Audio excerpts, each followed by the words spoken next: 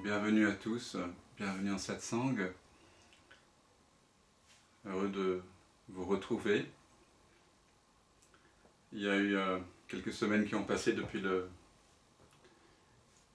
dernière rencontre, car j'avais un stage de 9 jours à Paris, puis je suis allé à Montpellier. Voilà, mais je pense peut-être continuer à proposer ces satsangs sur Zoom pendant l'été. Voilà. En tout cas, je vous signale qu'il y aura une rencontre à Carcassonne, au domaine de enfin à côté de Carcassonne, plus exactement, à côté plus exactement au domaine de Marseille. Je crois que c'est à Aubrières, mais il faudra me préciser si vous avez envie d'y aller. Ce sera entre 19h et 21h, mercredi prochain, le 15 juillet. Et ce sera par Zoom également. Si vous êtes dans la région, vous êtes les bienvenus. Voilà. Cette rencontre n'est pas un enseignement. Il ne s'agit pas ici d'acquisition de savoir, d'atteindre un but, d'accomplir quoi que ce soit. Il ne s'agit pas d'améliorer l'état émotionnel, physique, psychique, intellectuel, spirituel de la personne. Cette rencontre pointe vers ce que nous sommes réellement. D'ailleurs, satsang veut dire réunion autour de la réalité, de la vérité. On se rassemble autour de ce que nous sommes réellement. Et pour se connaître vraiment, nous ne pouvons pas nous appuyer sur la mémoire, parce que la mémoire, les pensées, le mental, surgit au sein de ce que nous sommes. Et la partie ne peut pas connaître le tout. Donc je vous invite à non pas rajouter des savoirs, mais peut-être à devenir conscient, prêter attention à tous ceux qui nous encombrent, qui encombrent le regard, qui encombrent l'écoute en ce moment. Parce que l'écoute est déjà là. Il y a quelque chose en nous qui entend ces mots, qui entend ces sons, qui sent ces sensations, et qui n'a aucun jugement,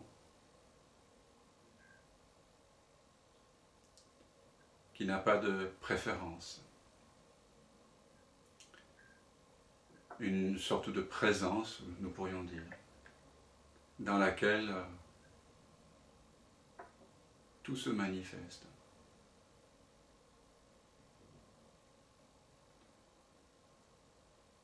En général, quand on veut découvrir quelque chose, on va de l'avant. Il y a un mouvement, une dynamique dans le temps et dans l'espace.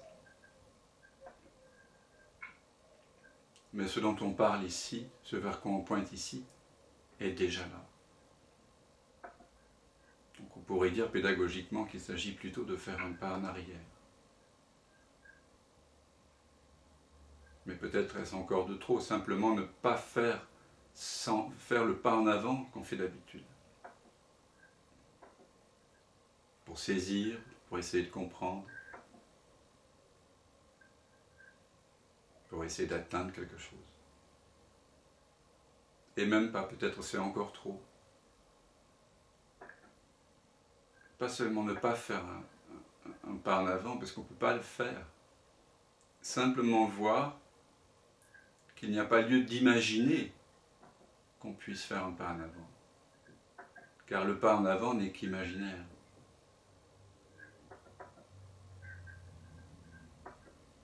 Donc il s'agit simplement de partager ce qui est en train de voir en nous. Il y a déjà vision. Il y a déjà écoute, il y a déjà présence. Tout ça, ce sont des mots qui sont synonymes. Synonymes de être, tout simplement. Et vous n'avez rien à faire pour être. Il n'y a aucune technique à pratiquer.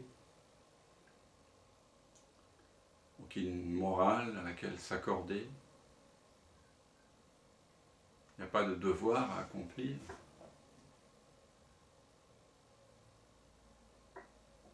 C'est gratuit. C'est pleinement là et c'est là tout le temps. Ça a toujours été là.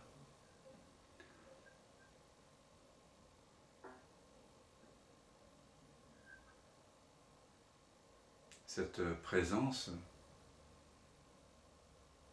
que nous sommes, que chacun est, en deçà des définitions.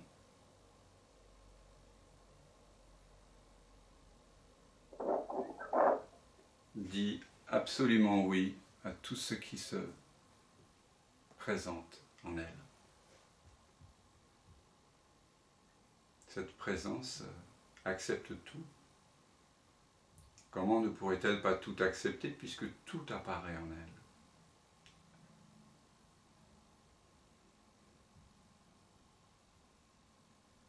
Rien ne peut apparaître en dehors de cette présence. Rien n'est jamais apparu en dehors de la présence. Sinon, comment pourriez-vous en être conscient ?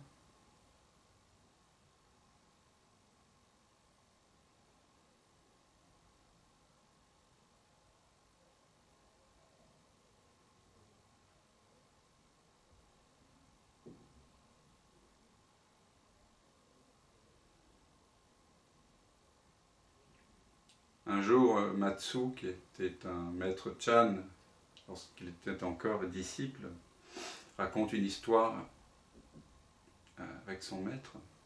Matsu était en train de méditer, comme ça, les yeux fermés, dans une immobilité princière depuis des heures. Son maître passe et lui dit « Mais qu'est-ce que tu fais ?» Et il dit « Je médite ». Et il lui dit « Pourquoi faire ?» Et il répondit « Pour atteindre la nature de Bouddha ». Alors son maître s'assit à côté de lui, et puis il prit une pierre, comme ça, et il commençait à la polir comme ça, avec une autre pierre. Ça faisait un bruit comme ça, un frottement. Et ça durait, et bien que Matsu était profondément en méditation, en tout cas, il voulait bien montrer à son maître qu'il était bien dans l'immobilité. Tout d'un coup, il ouvre un œil, il regarde son maître, il dit « Mais qu'est-ce que tu fais ?» Et il lui dit « Je suis en train de polir une pierre pour en faire un miroir. » Et il m'a dit « Mais ce n'est pas possible. » Il m'a dit et il lui dit « Tu as raison. De la même façon, tu ne peux pas atteindre l'état de Bouddha en méditant. » Donc la méditation dont on parle ici, les jeux de révélation que je propose, les dialogues que nous avons, ne sont pas là pour créer l'imaginaire d'un temps. Ils ne sont pas là pour que le personnage change, devienne meilleur, atteigne un état d'éveil, quels que soient les fantasmes que vous pouvez avoir. Non, tout ça c'est là pour pointer vers le fait que vous êtes déjà ce que vous cherchez.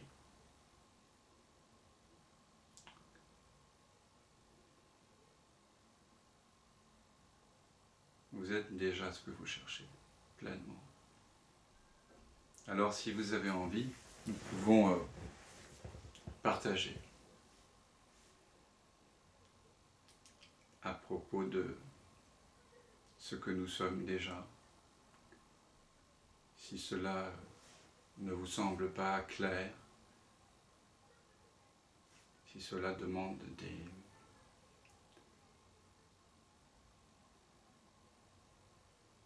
des explorations, des investigations, alors je vous invite à poser des questions. Alors je vois que Michel a déjà levé la main. Tu es très rapide, Michel. Alors, Michel, bonsoir, comment tu vas? Ah, je ne t'entends pas encore.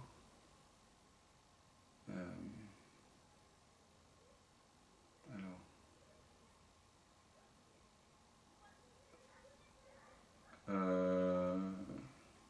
Oui, Michel. Bonsoir. Ah, voilà. Bonsoir, bonsoir à tout le monde. Si nous sommes déjà ce que nous sommes, qui va chercher et qui va trouver ce que nous sommes?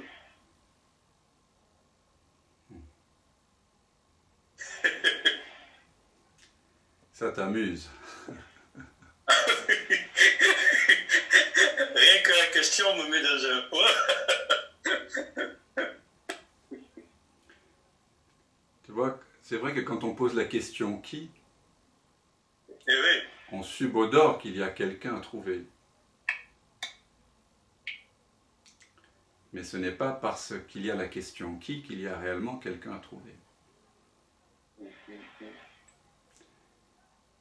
Donc, au lieu de te répondre comme ça mentalement, car ici, c'est vous-même qui devez faire l'expérience directe de qui vous êtes. Et comme le disait Huang Po, le sage s'appuie sur ce qu'il voit, pas ce sur quoi il pense. L'ignorant s'appuie sur ce qu'il pense et pas sur ce qu'il voit. Donc c'est une invitation à voir.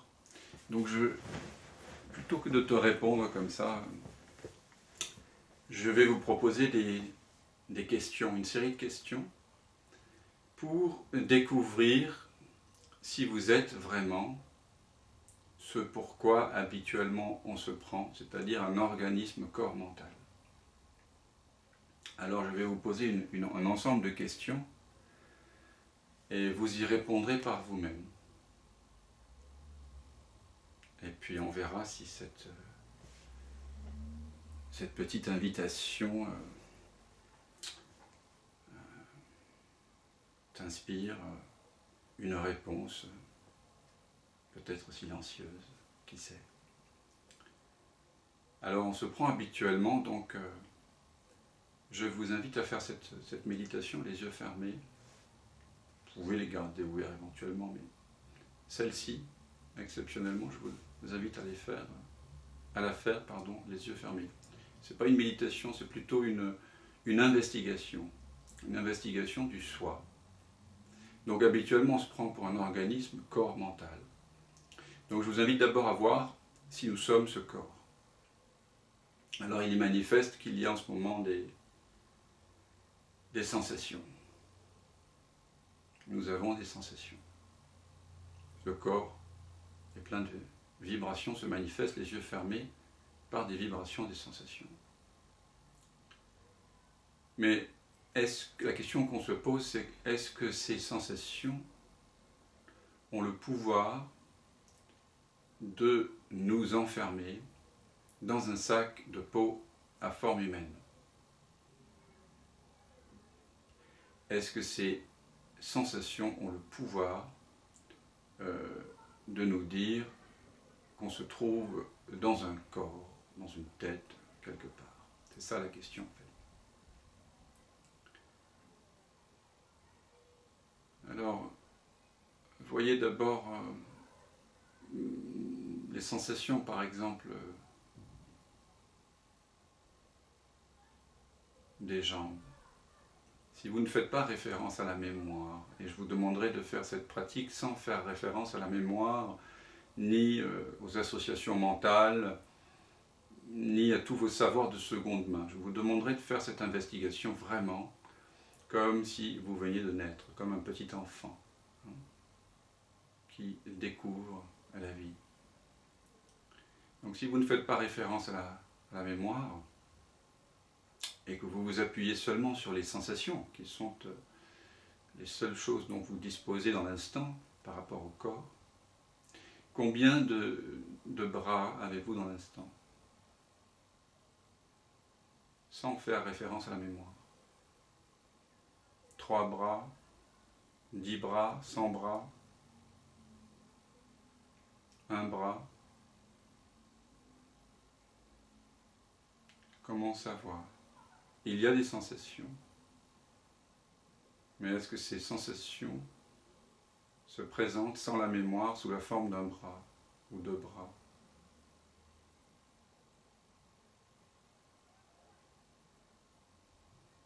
Ou est-ce simplement une masse informe de sensations? Combien de jambes avez-vous dans l'instant, en ne faisant pas référence à la mémoire? 2, 1, 4. Combien de têtes avez-vous?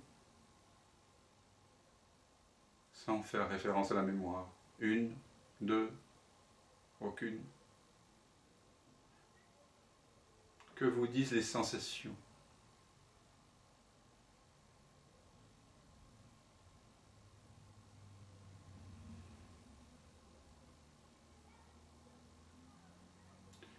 Vous voyez, ces sensations, elles vont et viennent. Est-ce que vous pouvez, par exemple, dans l'instant, prendre une sensation et me dire quelle est sa forme? Si elle est ronde, carrée, rectangulaire?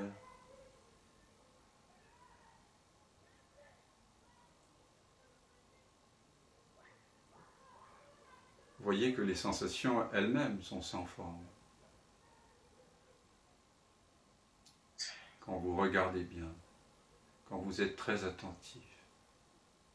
Parce qu'ici, tout est question d'attention.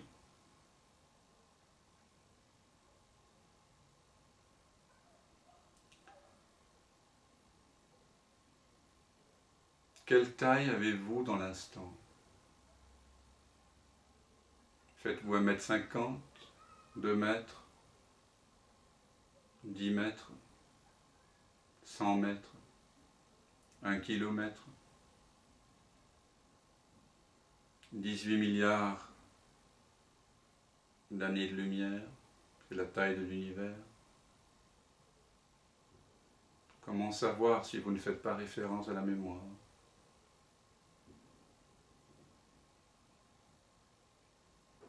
Faites-vous 50 cm, 1 cm, 1 millimètre,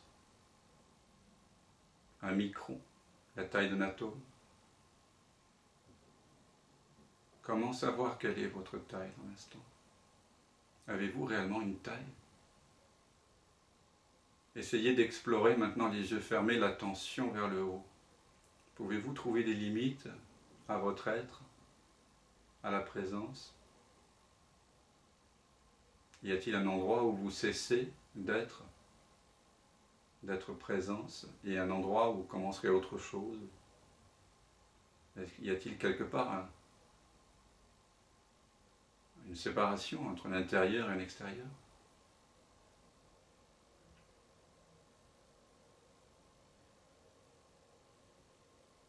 N'y a-t-il pas plutôt une sensation de continuité, indéfinie?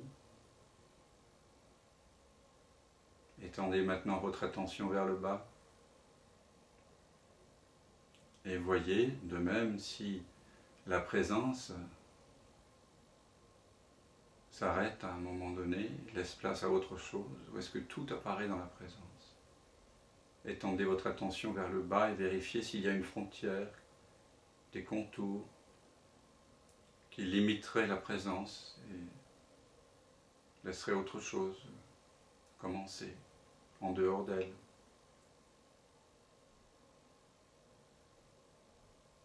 Puis étendez votre attention vers la droite et voyez s'il y a quelque chose qui limite cet espace de présence que vous êtes. Puis étendez votre attention vers la gauche et faites la même investigation.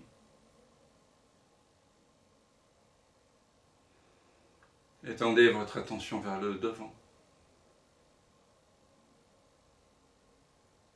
et puis vers l'arrière.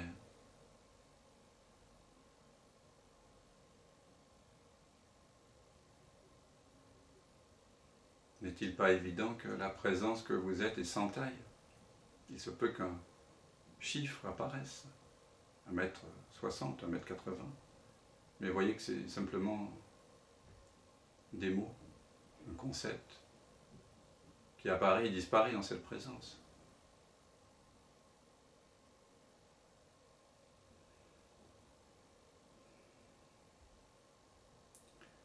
voyez que toutes les sensations vont et viennent. Mais est-ce que vous, en tant que présence, en tant qu'espace dans lequel ces sensations apparaissent et disparaissent, est-ce que vous apparaissez et disparaissez avec elles? Ne demeurez-vous pas présent avant leur apparition, pendant leur apparition, et ne demeurez-vous pas présence alors même que la sensation s'est éclipsée?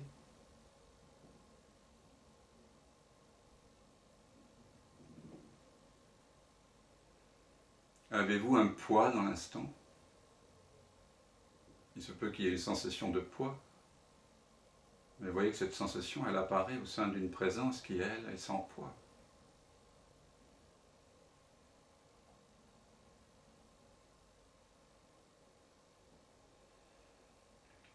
Est-ce que dans l'instant, vous avez un âge? Peut-être qu'un chiffre apparaît, 30 ans, 50 ans, 70 ans. Mais est-ce que la présence dans laquelle ce chiffre apparaît et disparaît a un âge? N'êtes-vous pas frais et neuf? N'êtes-vous pas maintenant, comme si vous veniez de naître? N'est-ce pas le premier instant de la création maintenant?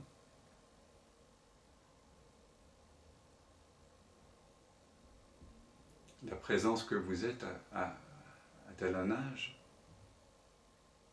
N'est-elle pas absolument hors du temps?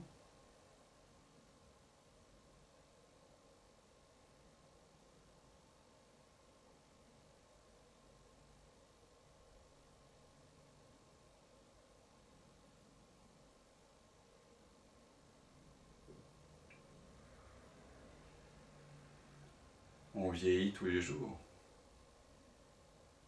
Le corps naît et meurt, mais est-ce que la présence dans laquelle le corps et les sensations donc apparaissent et disparaissent, est-ce que cette présence naît et meurt avec le corps? Est-ce que vous en faites l'expérience? Qui pourrait faire l'expérience de la naissance de la présence, sinon la présence elle-même dans laquelle tout apparaît et disparaît? Ainsi, vous découvrez que ce que vous êtes est à la fois illimité et sans âge. C'est deux très grandes découvertes.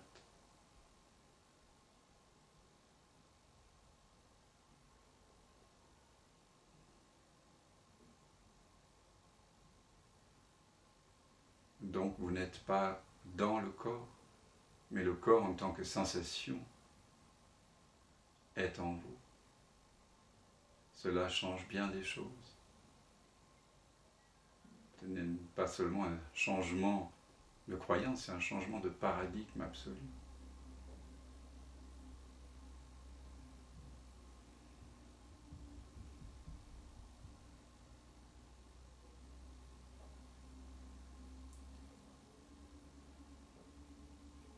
Mais vous devez répondre par vous-même, si vous pouvez être ce corps dans l'instant.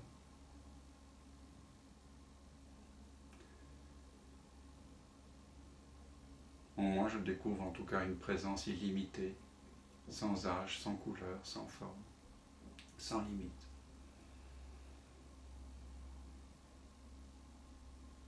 Et quand je mets l'attention sur une sensation, elle-même se fond dans l'espace.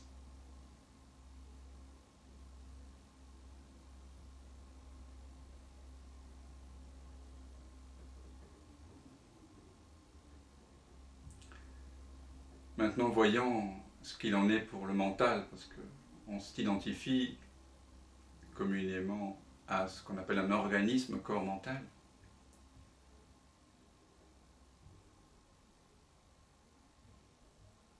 Alors, pour répondre à la question de Michel, qui mène l'enquête, qui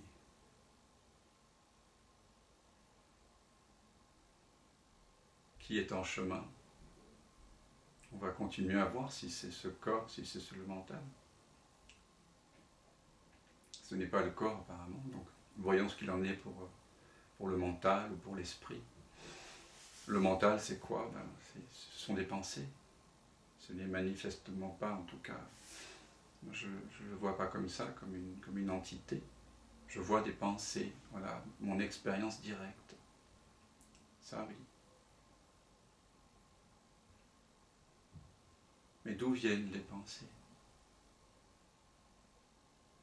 Est-ce qu'elles viennent d'un réservoir, un endroit, un hangar de stockage, du cerveau, cerveau droit, cerveau gauche, les casiers akashiques?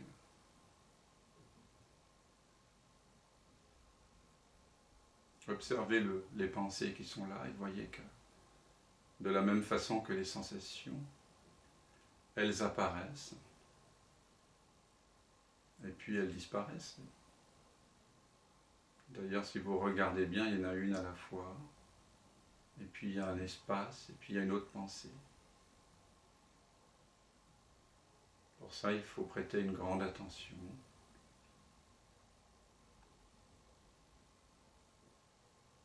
Et plus vous devenez attentif en observant les pensées, sans intention,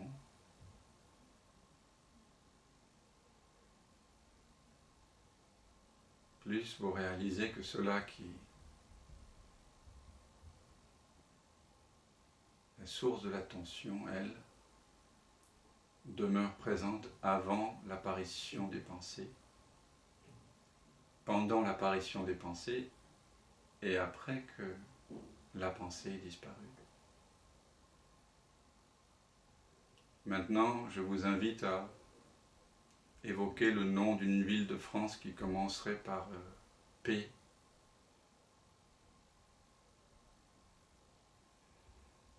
D'où est-ce que ce nom de ville vous est venu? N'est-ce pas évident que cela apparaît dans un espace de non-savoir, dans un silence? Il y a une petite histoire soufie que j'aime beaucoup, c'est l'histoire d'un jeune garçon de 10-12 ans qui se réveille la nuit, qui allume une chandelle et qui sort dans les rues de sa petite ville. Et puis il a cette chandelle allumée, il marche dans les rues la nuit.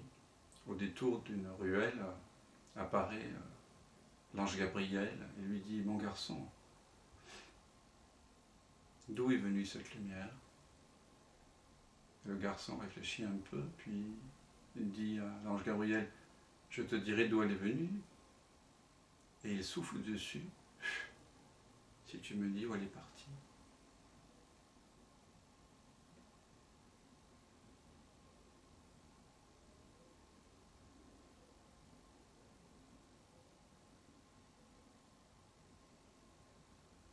Donc manifestement, je ne suis pas les pensées.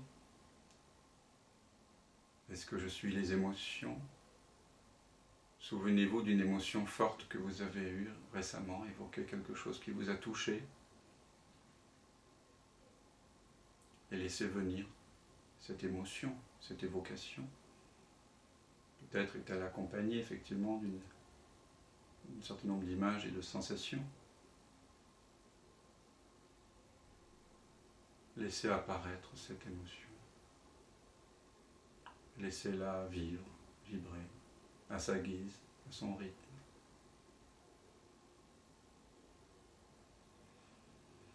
Permettez qu'elle apparaisse pleinement dans l'espace.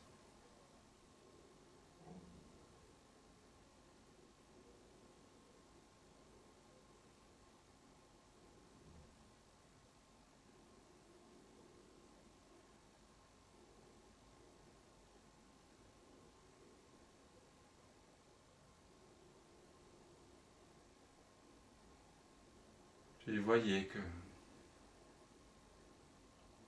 cette émotion, ces sensations finissent par se déployer, comme un vol d'oiseau dans l'espace, comme le nom de la ville tout à l'heure. Ça apparaît, ça disparaît, mais vous n'êtes pas ça. Vous êtes la présence dans laquelle ceci apparaît et disparaît.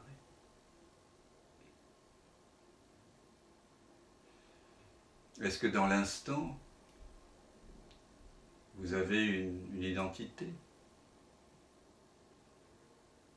Est-ce que cette présence est un genre? Est-ce que vous êtes homme, femme? Est-ce que vous avez un nom? Une date de naissance? Une adresse? Vous voyez que tout ça également, ça apparaît et puis ça disparaît.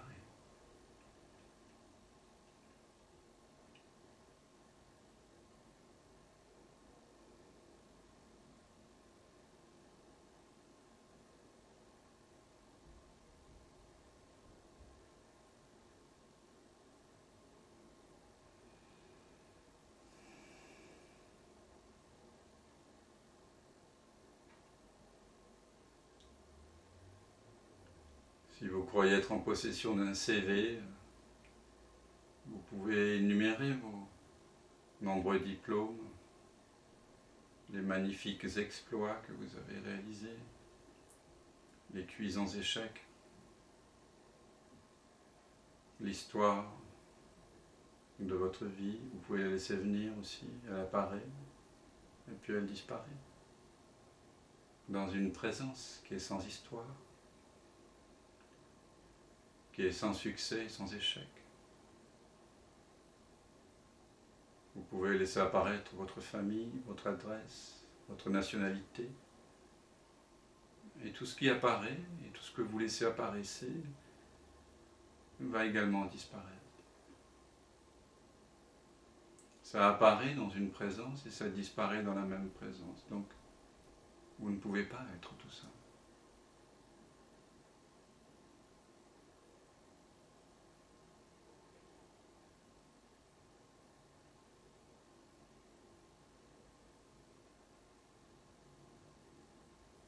Vous voyez que toute identité que vous pourriez, par réflexe, essayer de vous coller, vous pourriez essayer d'adopter, finit au bout d'un moment par s'éclipser dans l'espace de présence. Il y a quelques images peut-être qui sont plus tenaces que d'autres, mais si l'on regarde bien, on voit que ça apparaît. Et si l'on regarde encore mieux, on voit que ça disparaît. D'où est-ce que ça vient? D'où est-ce que ça part? Où est-ce que ça se dissout?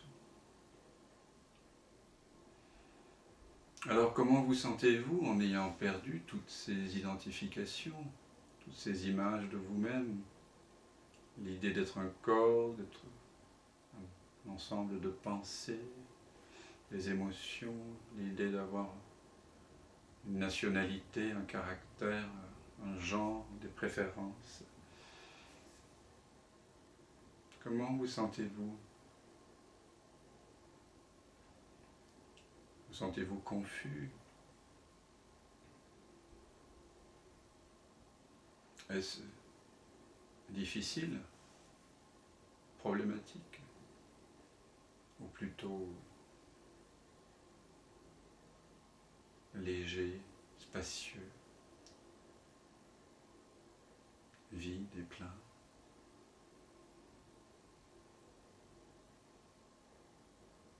Alors, qui êtes-vous réellement, si vous n'êtes pas tout ça, ni ceci, ni cela?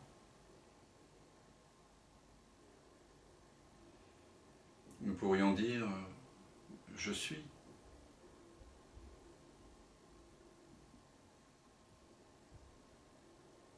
Vous savez que vous êtes en train d'être.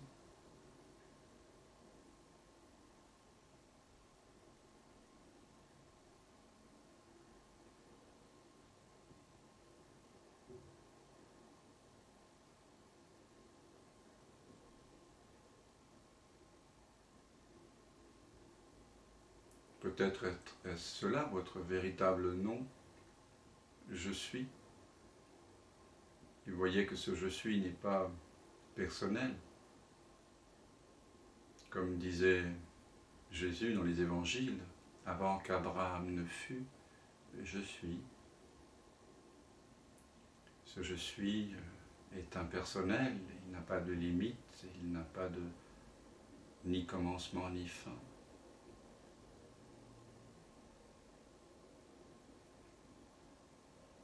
Et peut-être vous pouvez même considérer ce je suis comme une apparition, disparition.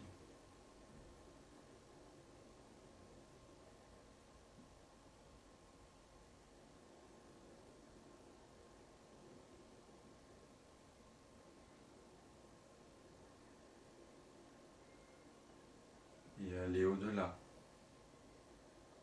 transcender le je suis.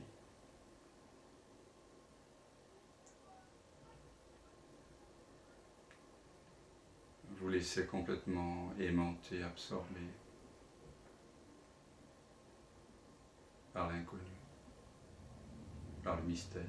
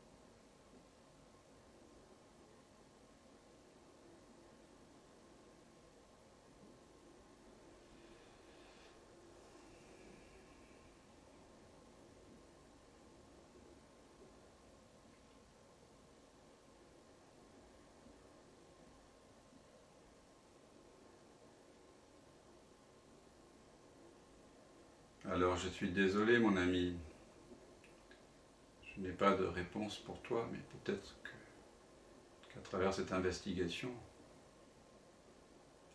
une réponse t'est venue.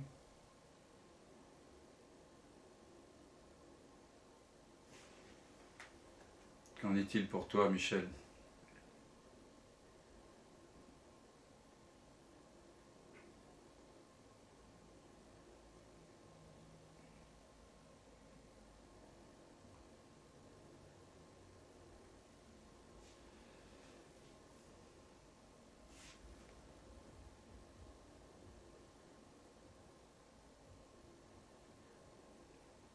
Je cherche à réactiver.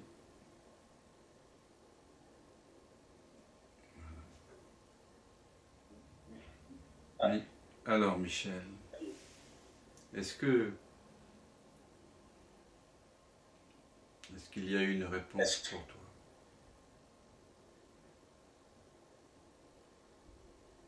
Ça pourrait être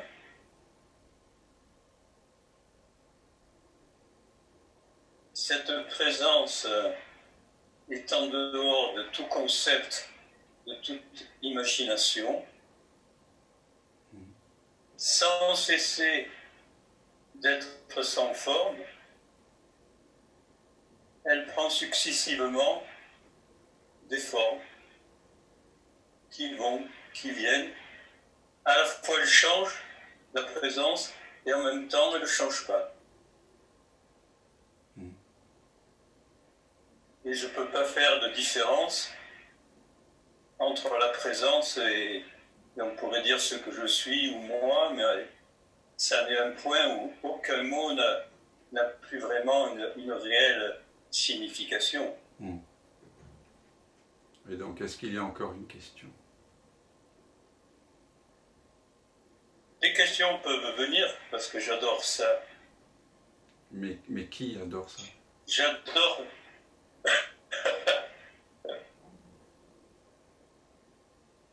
Au moment où il y a une question qui vient, il y a un plaisir, une délectation, un étonnement de questions qui, quelque part, d'une certaine manière, n'attendent pas une réponse concrète.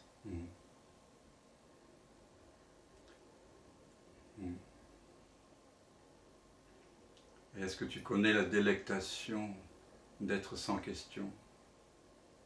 Oui. Alors délecte-toi de cette présence qui est sans question. Parce que tu es cette présence.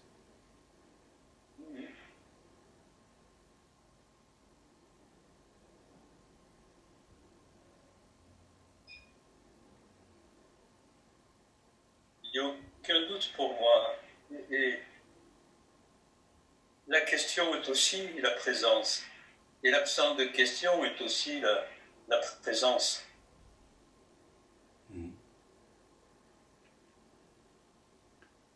Mais alors, est-ce que tu sais qui tu es? C'est impossible à dire. Mais est-ce que tu le sais? Dire c'est pas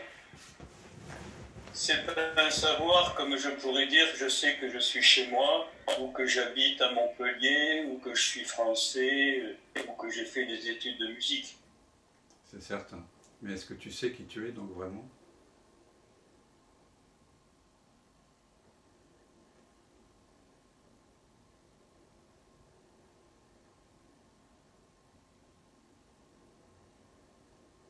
Ou est-ce que tu dois chercher encore?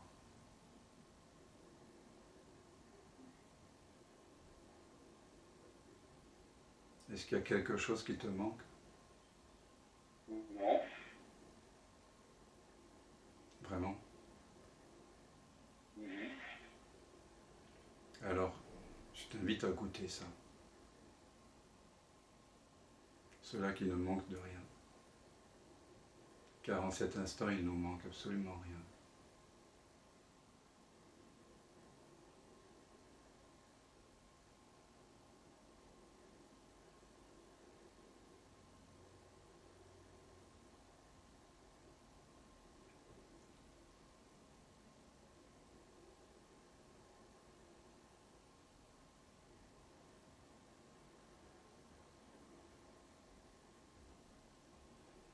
Mais si quelqu'un ressent un sentiment de manque, nous pouvons explorer, voir s'il est réel en fait. Donc je vous pose la question à chacun. Tout irait très bien si seulement. Et s'il y a une réponse, c'est que quelque part, il y a la croyance que ce qui est là maintenant, la présence éveillée, que vous réalisez ou pas, n'est pas complète en tant que telle, qu'il manque quelque chose pour qu'elle soit complète. Si vous répondez à la question « tout irait très bien si seulement », c'est que quelque part encore, vous pensez que ce que vous êtes peut être conditionné par un apport, par quelque chose de plus que vous pourriez obtenir ou atteindre ou réaliser plus tard que maintenant et ailleurs qu'ici. Mais il s'agit d'être simplement honnête. Donc je vous pose la question, tout irait très bien si seulement.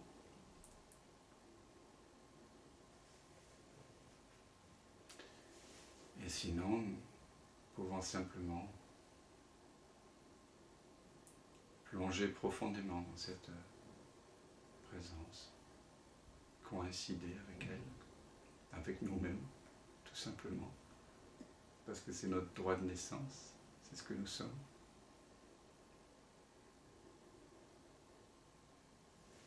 Mais si quelqu'un a une velléité, un élan de répondre à la question « tout irait très bien si seulement », je vous en prie, je t'en prie l'ami, viens avec ta question, ou ta réponse à cette question.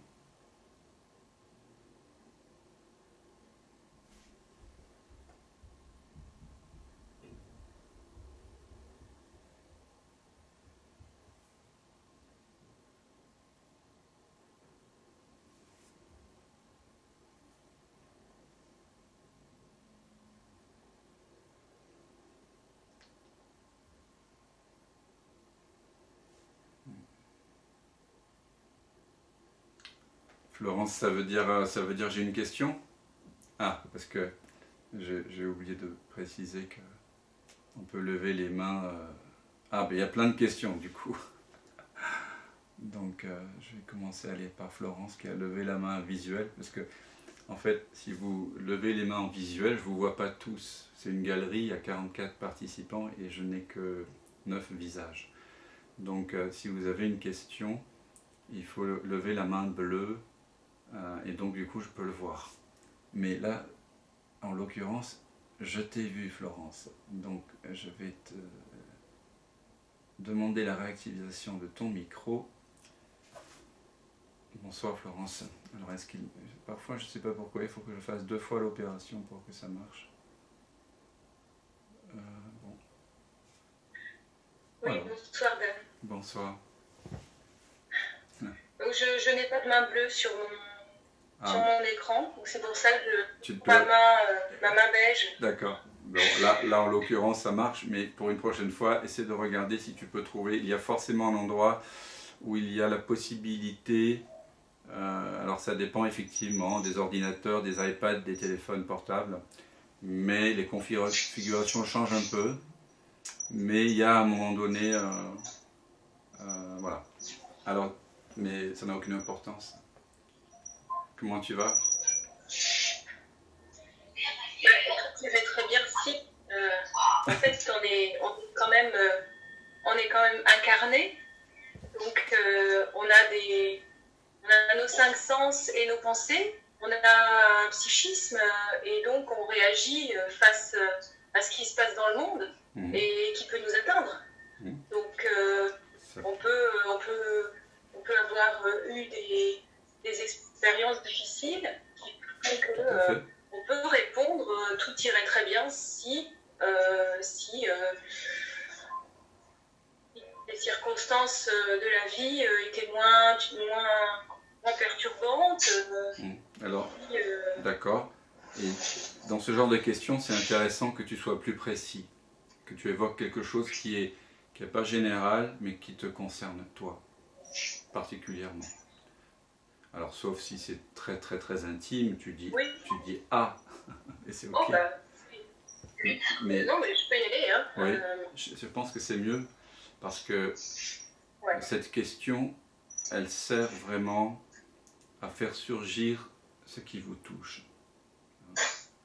Et ce qui nous touche vraiment est une porte vers l'éveil. C'est ce qu'on va voir. Alors, tout irait très bien si j'arrivais à retrouver le contact avec mes émotions, mes sentiments, que j'ai l'impression d'avoir perdu par des années de violence psychologique au sein de mon couple. D'accord. Voilà. D'accord. Alors, ok, alors, tout irait très bien si je retrouvais donc la paix après toutes ces violences. Ok. Alors, sens ce que ça fait, Florence, que de tout ton cœur, tu veux retrouver la paix après tout ce que tu as vécu, mais que ce n'est pas possible, que c'est pas ça qui est là. Sens ce que ça fait. Parce qu'en réalité, ce n'est pas là.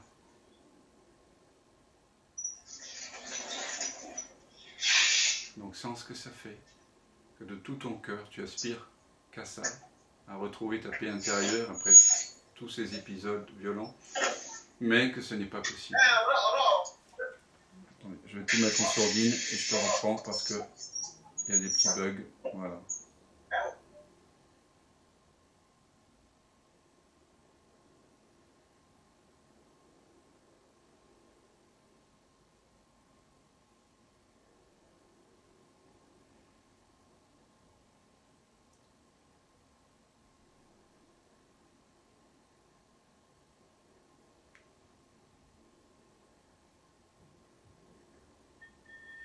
Florence?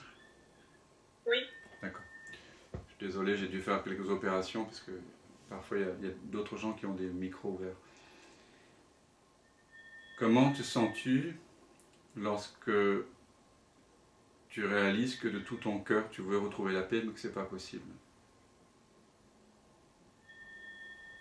Qu'est-ce qui émerge en toi? J'ai l'impression d'en être séparée et d'être impuissante. Voilà. Ça fait surgir l'impuissance. Et ça, c'est le cœur de la réalité.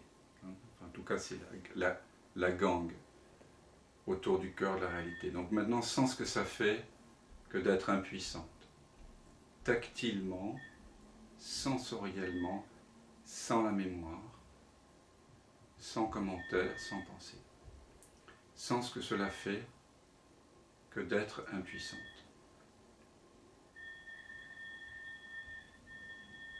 Cette impuissance, chacun d'entre vous, vous avez sans doute quelque chose face à quoi vous êtes impuissant. Alors je vous invite à faire monter cette impuissance, à laisser vivre le sentiment d'impuissance complètement, dans le bas-ventre, dans le ventre, dans le plexus solaire, tactilement, sensoriellement, dans la poitrine, dans le cœur, dans la gorge, dans les épaules,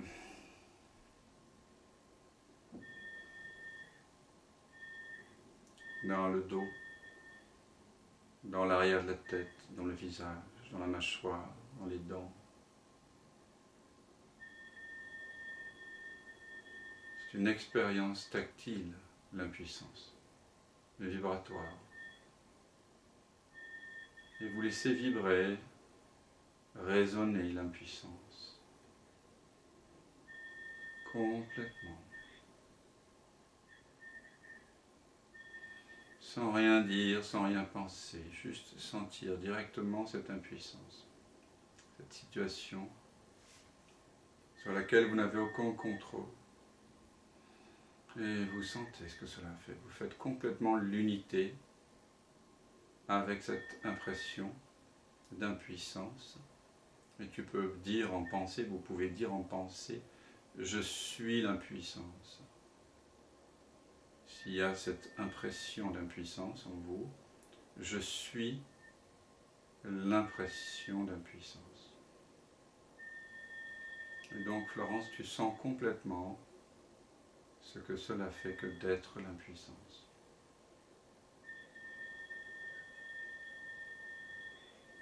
Je suis l'impuissance, c'est un senti.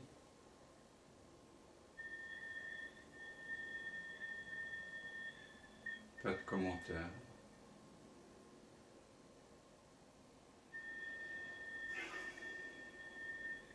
Il y a simplement un déploiement sensoriel. Vous goûtez complètement l'impuissance, tu coïncides avec elle, jusqu'à prendre sa forme, t'identifier complètement à l'impuissance. Je suis l'impression d'impuissance. Et tu sens ce que cela fait que d'être cela.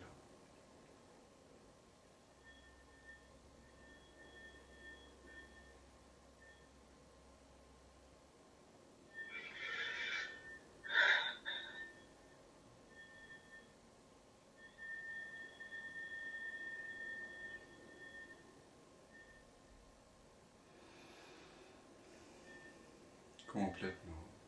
Qu'est-ce qui est présent maintenant pour toi, Florence ? Une tristesse.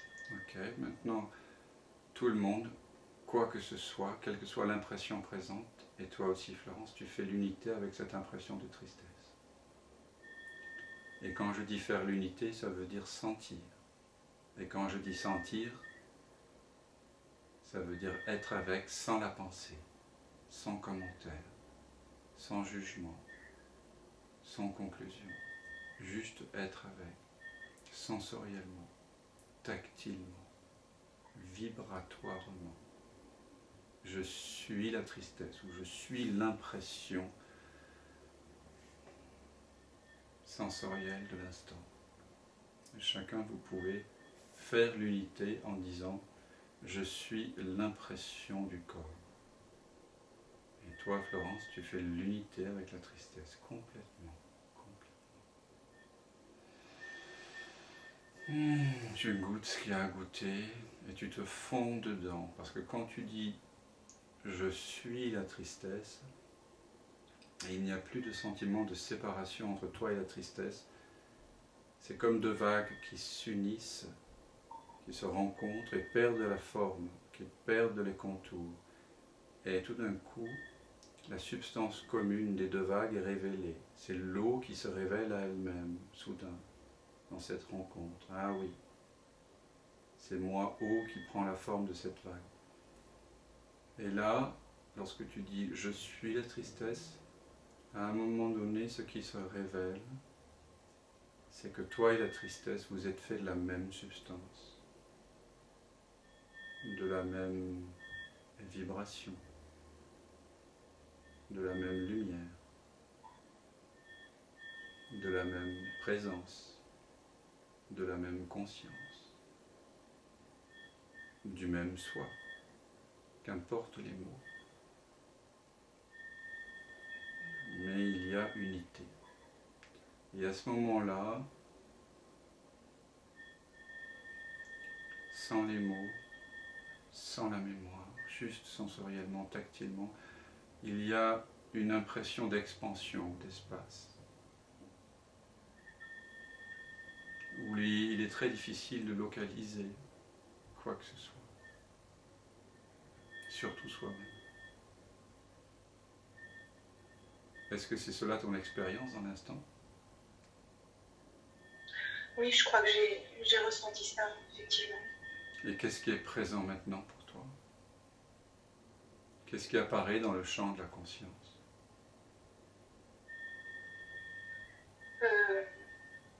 Quelque chose d'assez... une impression de quelque chose de très, très homogène, très lisse. C'est difficile de mettre des mots. Alors maintenant, obtiens une impression de ce que tu décris. Chacun d'entre vous a obtenu une impression de la sensation dans l'instant, en 3D. Tu sens.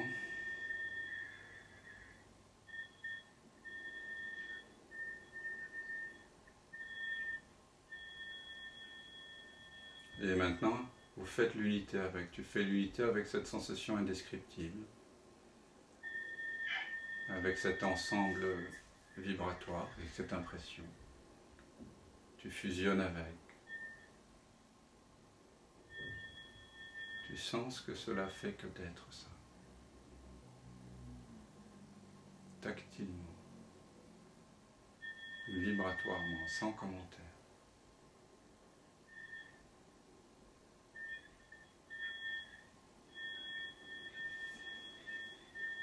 Jusqu'à ce qu'à un moment donné, soit reconnu que toi et cette sensation indescriptible, vous êtes faits de la même substance, de la même présence, de la même lumière, de la même vibration, du même soi. Qu'importe les mots, mais il y a un sans second, présence, sans définition. Présence sans localisation.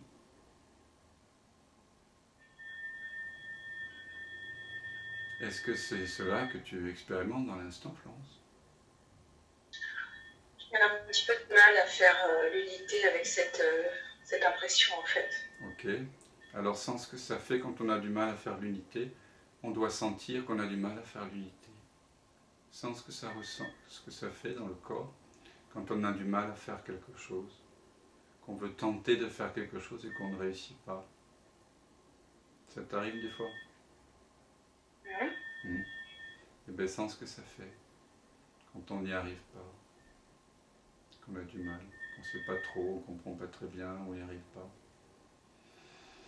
Tu sens ce que ça fait, ça, sensoriellement, tactilement, vibratoirement, sans la pensée ? Dans le ventre, dans la poitrine, dans la gorge, dans les épaules, dans les bras, dans les avant-bras, dans la nuque, dans la tête. dans le dos, dans toute la colonne vertébrale. Est-ce que tu sens ce que ça fait dans les vertèbres quand on n'arrive pas? Dans les cuisses, dans les genoux, mollets, tibias, chevilles. Qu'est-ce que se passe quand on ne sait pas, quand on n'y arrive pas? On essaye de bien faire et on n'y arrive pas.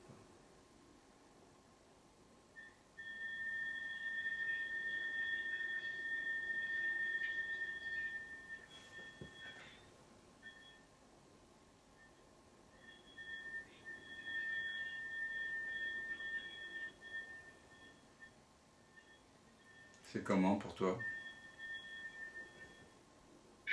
Il y a des tensions, Ok. il y a un inconfort. Ok.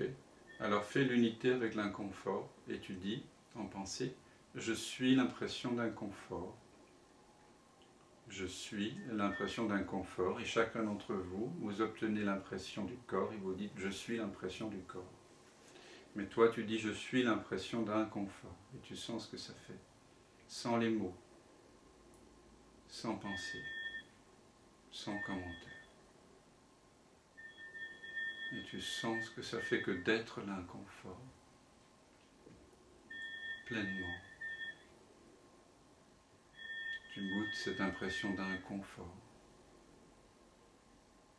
dans les épaules, dans les trapèzes, dans le dos, dans la poitrine, dans le cœur, dans le ventre.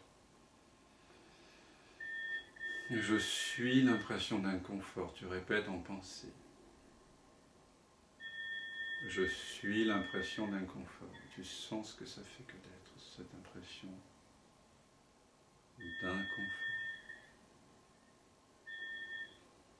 Je suis l'impression d'inconfort.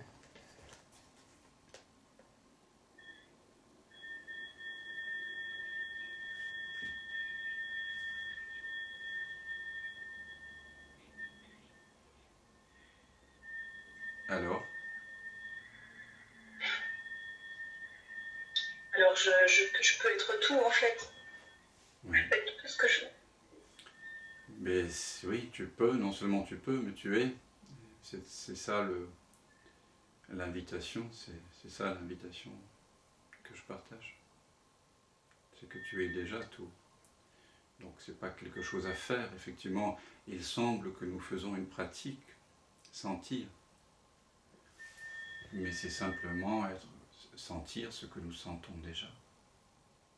Ça veut dire que c'est une pratique qui invite à arrêter la pensée pour réaliser que tu es déjà en train de sentir, de faire l'unité avec tout ce qui se passe. Tu vois ?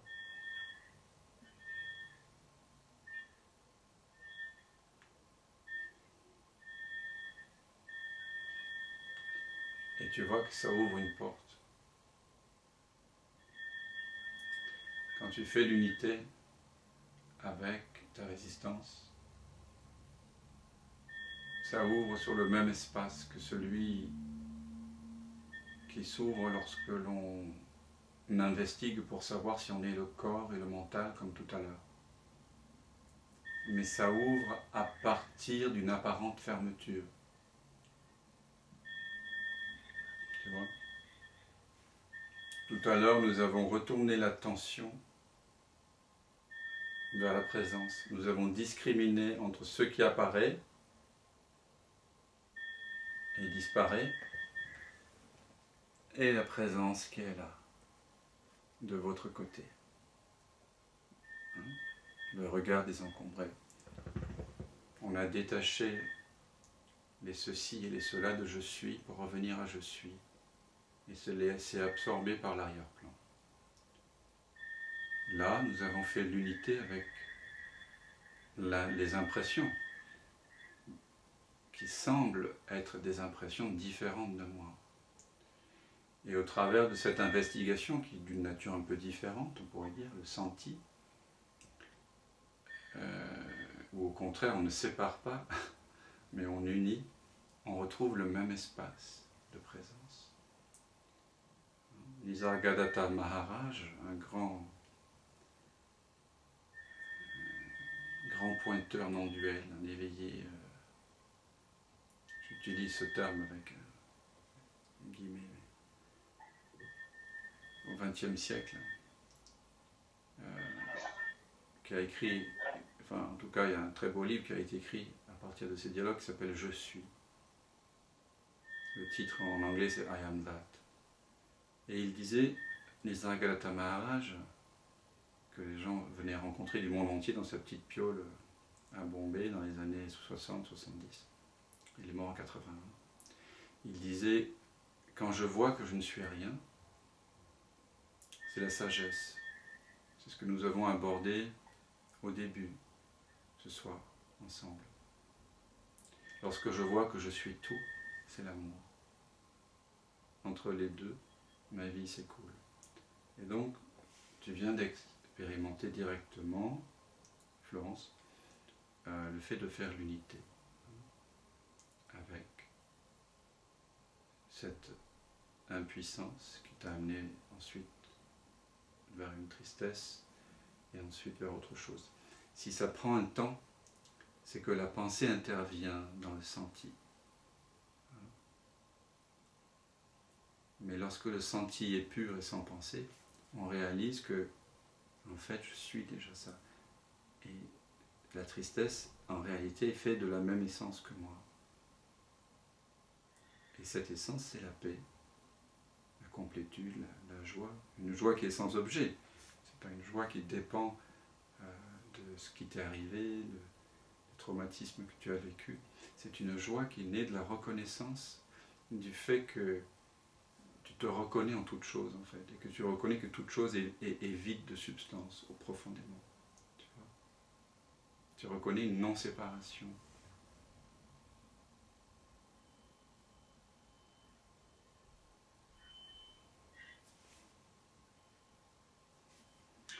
Merci. Merci à toi. Alors,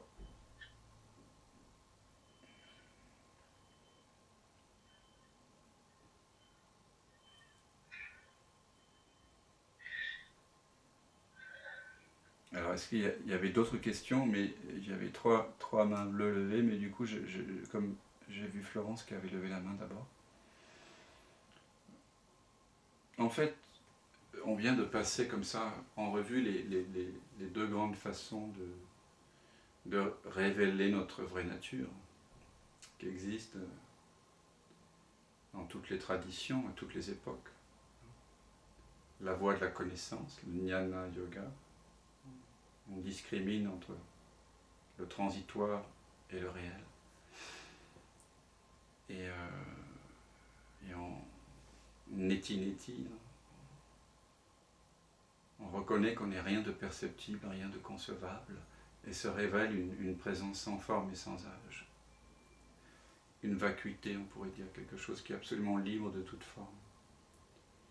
Et l'autre façon d'aborder la spiritualité, ce serait, on pourrait dire, dans un sens, on pourrait dire que c'est soit la voie tantrique, de reconnaître que tout est déjà conscience,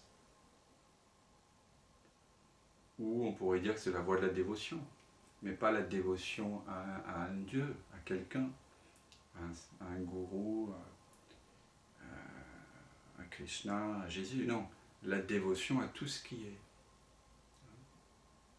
Vous vous donnez complètement à la tristesse, vous vous donnez complètement à l'impuissance, vous vous donnez complètement à la sensation d'être victime, d'être bourreau.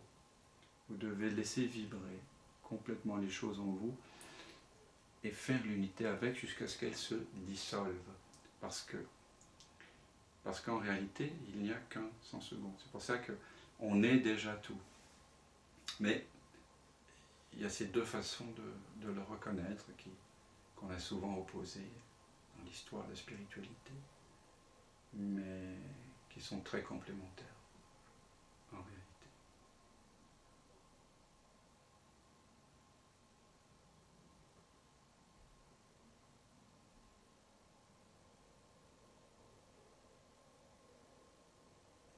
Ils révèlent la même non-chose. Ils révèlent que vous n'êtes pas une personne séparée. il révèle que ce que vous êtes ultimement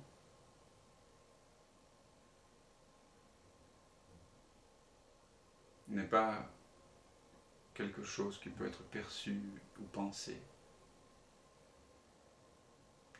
Il révèle que ce que vous êtes ne change pas.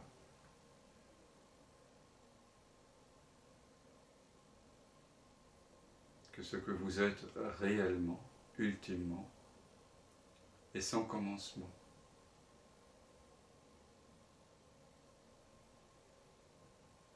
Et ce qui est sans commencement est sans fin.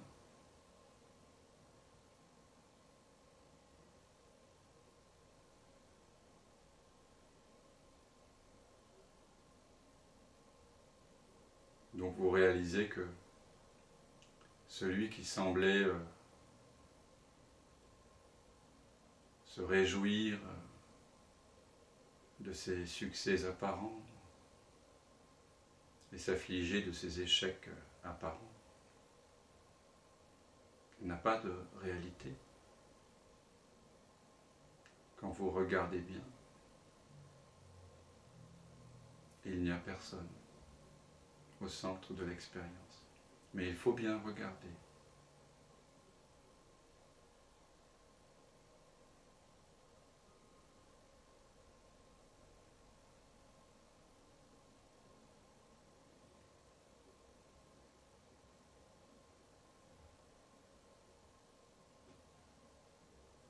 Ça vaut le coup de bien regarder. On dit en anglais que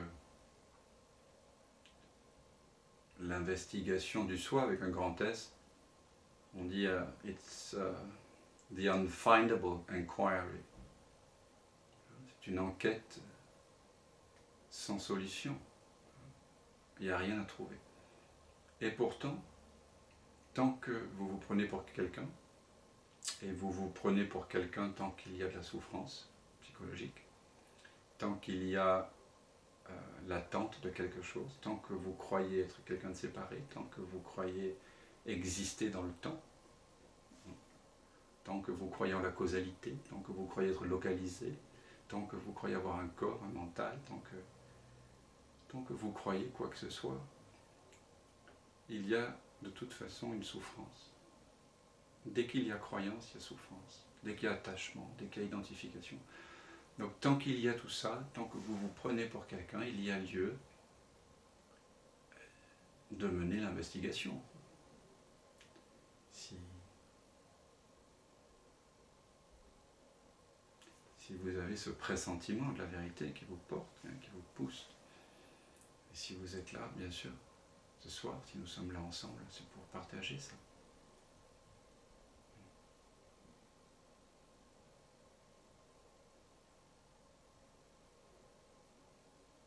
C'est vraiment le plus grand tabou de la civilisation.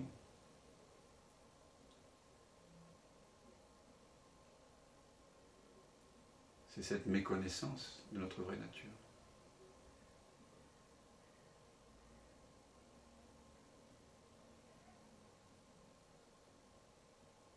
Parce que c'est ce qui fonde la civilisation. Ça fonde toute la civilisation, tout le système qu'on a de séparation, de racisme, de séparation entre les sexes, enfin de domination de l'homme sur la femme, de l'enregimentement des enfants, de l'exploitation complètement folle des ressources limitées de la terre, l'égoïsme qui prévaut à la civilisation depuis 6000 ans, qui ne cesse de créer des guerres pour l'image de soi, pour maintenir l'image de soi. Je vous rappelle que les guerres et les génocides ont fait plus de 200 millions de morts au XXe siècle. Et même cette influence humaine sur peut-être la fin de l'espèce humaine sur Terre, à plus ou moins longue échéance, ce suicide collectif dans lequel on est engagé dans notre façon de partager les ressources et d'exploiter la terre, d'exploiter l'animal, d'exploiter à grande échelle toute la société de consommation, mais pas seulement, enfin, depuis 6000 ans. Ça date depuis l'Égypte, l'ego, enfin, c'est avant. Il y a un très beau livre de Steve Taylor qui s'appelle, un psychologue américain qui s'est beaucoup intéressé à l'éveil, notamment l'éveil hors tradition, du moins plutôt les expériences d'éveil, mais d'ouverture. Et il a écrit aussi un livre récemment qui s'appelle La chute de l'homme dans l'ego. Et il s'appuie sur des recherches des plus grands chercheurs en anthropologie, en ethnologie, pour dire que, à raison, que tous nos problèmes actuels viennent de ce sentiment de séparation. Donc ça vaut le coup d'aller voir, de lever ce tabou. Parce que la vérité, ça vaut le coup. Et ça guérit. Ça guérit complètement, la vérité.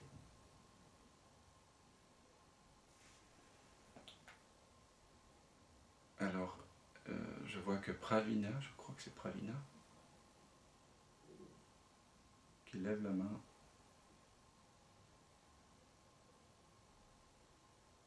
Alors, c'est pas moi qui ai inventé ce système de lever la main. Voilà, mais c'est la seule façon qu'il y a pour ne pas être submergé par les bruits de chacun. Bonsoir, c'est Pravina, je pense. Bonsoir, Pravina. Bonsoir. J'avais une question d'abord, merci pour tout ce que vous nous apportez. Merci. J'avais une question concernant justement ces nouveaux paradigmes. Comment on évolue en société avec ces nouveaux paradigmes? C'est-à-dire, nous, on est en train de se transformer. C'est-à-dire en appliquant un petit peu, en suivant un petit peu ce que vous dites. Et en effet, on arrive à un certain détachement par rapport aux choses qui pourraient nous perturber. Et donc, on a un comportement, on va dire, un peu différent par rapport à avant. Et nos interlocuteurs, ben, ça les perturbe presque. C'est-à-dire qu'ils voient ça ils perçoivent ça comme de l'indifférence, absence de sensibilité, enfin, c'est perturbant pour eux. Donc, ça c'est une chose. Alors, moi, personnellement, à vrai dire, au fond de moi, ça ne me dérange pas. C'est-à-dire que je me dis, bon, je les laisse penser ce qu'ils veulent, mais quelque part, il y a comme une gêne, on va dire. Donc ça te dérange. Dans l'interaction. Donc ça te dérange. Oui, je veux dire, peut-être un petit peu, on va dire. Voilà. Un petit peu quand même. Voilà. Mais... Eh bien... Bon, voilà. Comment on fait? Parce que c'est tout nouveau tout ça, donc... Eh bien... Oui, tu viens de dire que personnellement ça ne me dérange pas, et puis tu as dit mais. Ce qu'on investigue, ce qu'on investigue au cœur d'un satsang, c'est le mais. Hein? Donc tout irait très bien si seulement je n'étais pas irrité, ou si je n'étais pas gêné. Donc quand une gêne apparaît... C'est une gêne. Voilà, c'est une gêne, une sentiment de gêne. La seule chose que tu peux faire, c'est de la laisser vivre. Parce que cette gêne, elle est là. Et il n'y a pas lieu de vouloir la changer. Il n'y a pas lieu de changer quoi que ce soit. Donc apparemment, tu sens une gêne, mais tu n'as pas encore fait l'unité avec. Tu la laisses pas vivre en fait, tu vois. Tu y résistes. Tu voudrais vivre. Si tu faisais complètement l'unité avec, elle te révélerait quelque chose qui est sans gêne. Elle te révélerait amour, complétude et parfait accord. Donc s'il y a un mais, c'est que tu n'as pas encore fait complètement l'unité avec, sensoriellement, tactilement. c'est qu'encore tu penses le mais, tu penses la gêne, tu penses quelque part que ce serait bien qu'elle soit pas là. Tu vois, tu l'as pas embrassé pleinement encore. Et peut-être que tes interlocuteurs, ils ressentent cette gêne. Parce que quand on est sans gêne, on n'a pas simplement une attitude de détachement total par rapport au monde, on a aussi une absolue intimité avec le monde. Tu vois, c'est les deux en fait. Enfin, la gêne, ouais. J'ai une précision sur la gêne dont je parlais. C'est la gêne de l'autre. Oui, mais la gêne de l'autre, c'est ta gêne à toi. Comment je fais l'unité avec la gêne de l'autre? Oui, tu n'as pas entendu. La gêne de l'autre, c'est ta gêne, pardon. Et ta chaîne aussi. Ah, d'accord. tant que tu crois que tu dois... tu es responsable de l'autre, tu vois. Tant que tu crois que tu es responsable de l'autre, tu donnes inconsciemment aussi le droit à l'autre d'être responsable de toi. C'est comme ça que ça fonctionne dans les couples dysfonctionnels ou dans les relations dysfonctionnelles. C'est comme ça que ça se passe en général. Parce que nous pensons toujours que c'est la faute à Voltaire ou à Rousseau, nous pensons que c'est la faute des autres.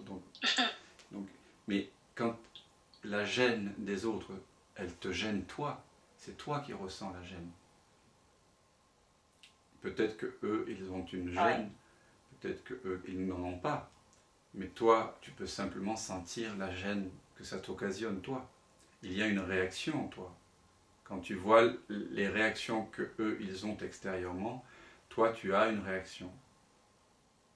Donc ça veut dire que profondément, tu dois laisser vivre cette gêne. Tu dois sentir cette gêne. Tu dois la laisser vivre dans ton bas-ventre, dans tes cuisses, dans ton périnée, coccyx, sacrum, ventre, plexus, poitrine, cœur, gorge. La gêne, c'est quoi? C'est une émulsion émotionnelle. C'est quelque chose qui demande à vivre complètement, tu vois. Et pour l'instant, ta gêne te gêne, ou leur gêne, enfin tu vois, l'impression de gêne qu'occasionne la gêne des autres te gêne. Elle te gêne parce que tu penses que cette gêne est gênante. Mais l'espace en toi est libre de ça. Donc simplement, je t'invite à revenir à la présence dans laquelle tout apparaît et disparaît, et puis de laisser cette gêne se déployer naturellement. Est-ce qu'elle est là quand tu en parles? Maintenant, est-ce qu'elle est là, cette gêne, quand tu l'évoques? En fait, quand je fais silence, c'est-à-dire, voilà, comme vous avez parlé de vacuité tout à l'heure, mais vraiment cette impression de vide, c'est pas un... là, tout va bien. Tout va bien, je n'ai plus de gêne, j'allais dire. La question ne se pose même plus. Quand je fais silence, c'est-à-dire qu'il faut vraiment que je sois silencieuse. D'accord. Ça, c'est une croyance, parce que vous croyez que la voix qui parle, elle vous appartient plus que la voix de Dan.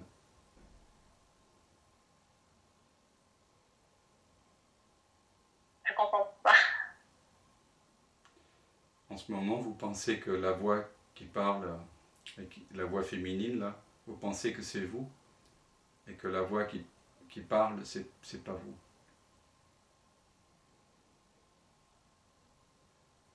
En réalité, la voix qui apparaît dans le corps, lorsque vous parlez, c'est juste une apparition-disparition. Elle n'est pas à vous, plus que la voix de Dan. D'accord. Votre prénom, c'est quoi? C'est Pravina, non? Non, c'est pas vous. Pravina. Oui, c'est ça. Ouais. C'est ça. Votre voix, quand vous parlez, vous dites que c'est plus facile dans le silence. Mais c'est parce que vous croyez que quand vous parlez, il y a un attachement particulier à cette voix-là, à ce qu'elle peut dire. En fait, Oui. en fait, moi je sais pas, je sais pas là ce que je vais dire là. Je sais rien. C'est un espace de non-savoir absolu. Et vous, pareil, ça parle. En ce moment, ça parle. Voilà, ça, les mains bougent. Voilà. Il n'y a personne qui a décidé de faire ça. Je peux me raconter l'histoire que j'ai décidé de faire ça. Je peux avoir la pensée, j'ai décidé de ça, et croire que c'est vrai, et faire ça, et dire que profondément, j'ai décidé. Donc je vais croire qu'il y a quelqu'un qui fait un geste, il y a quelqu'un qui pense, il y a quelqu'un qui parle, il y a quelqu'un qui fait du bruit. Mais si vous êtes en relation avec le monde, en ayant conscience que la voix peut surgir, mais elle surgit du silence. Il n'y a pas, c'est pas Nalatambi qui parle. Il y a juste une voix qui parle. Ça arrive, et ça arrive à personne. Est-ce qu'on pourrait parler comme ça tous ce soir, en ayant conscience que ça parle?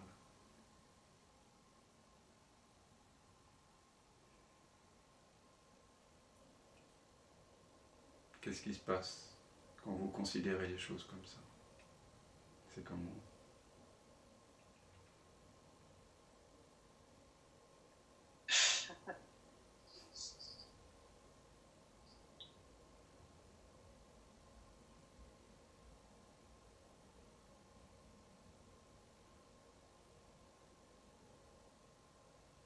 Oui, c'est libre. Ça peut apparaître, ça peut disparaître. Mais qu'il y ait silence ou qu'il y ait échange, c'est pas ça qui pose problème. Le problème, c'est l'identification à la voix, l'identification à la pensée. C'est moi qui pense ça, c'est moi qui ressens ça. Même la gêne, elle n'est pas personnelle. Il n'y a rien de personnel. Les émotions, la voix, les pensées ne sont pas plus personnelles que la pluie ou que le vent. On dit « il pleut », mais c'est juste grammatical, c'est comme ça. Il n'y a personne qui pleut. De même, on dit « il pleure », mais c'est pas... L'être ne pleure pas, ça pleure. C'est le corps qui pleure. Et vous n'êtes pas le corps.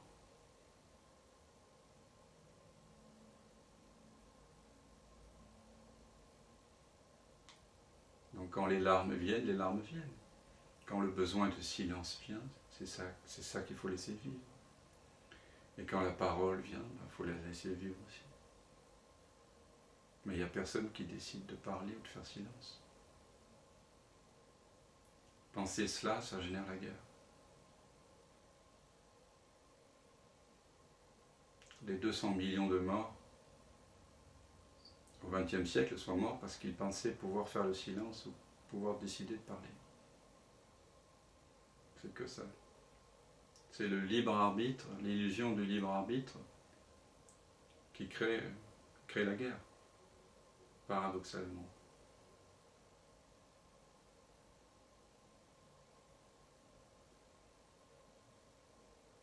Le sentiment de contrôle personnel sur ma vie me donne un sentiment d'importance.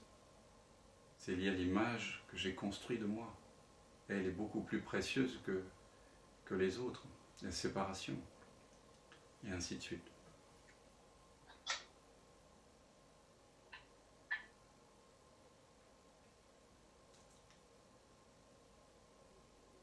Donc nous jouons ici à réaliser qu'il n'y a personne. Il n'y a pas quelqu'un. On disait au Moyen-Âge que Dieu était une sphère dont le centre était partout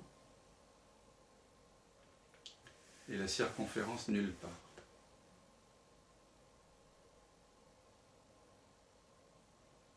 Donc il peut être réalisé dans l'instant qu'il n'y a personne. Pas de centre. Pas de centre qui qui perçoit.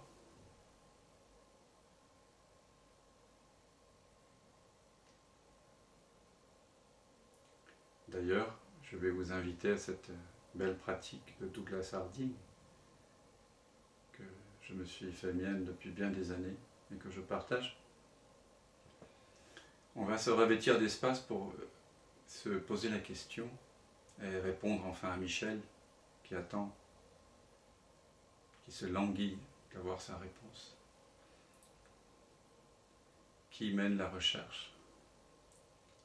Et je vais vous proposer donc de ramener l'attention vers cet apparent chercheur, le moi-je, et on va voir ce qu'il en est. Donc je vais vous inviter à tenir les mains devant vous, à une vingtaine de centimètres, et puis de remarquer qu'entre ces deux paumes, il y a un espace vide, absolument vide, et cet espace vide est atemporel, puisqu'il est vide, il est absolument atemporel, et cet espace, vous pouvez le vérifier, il contient tout le monde là. Vous voyez, je peux accueillir Pierre-Olivier, Corinne, salut Corinne, Florence, Michel, Maria, salut Maria, Edith, Christine, voilà, il accueille tous mes amis là. Agnès, Marie-France, Nicolas, Annie, Martine. Il n'est pas raciste, hein, cet espace. Hein. Il n'est pas de préférence pour un genre ou un autre. Il n'est ni français, ni danois, ni anglais. Il dit oui à tout ce qui est. Hein. Il accueille tous les objets aussi.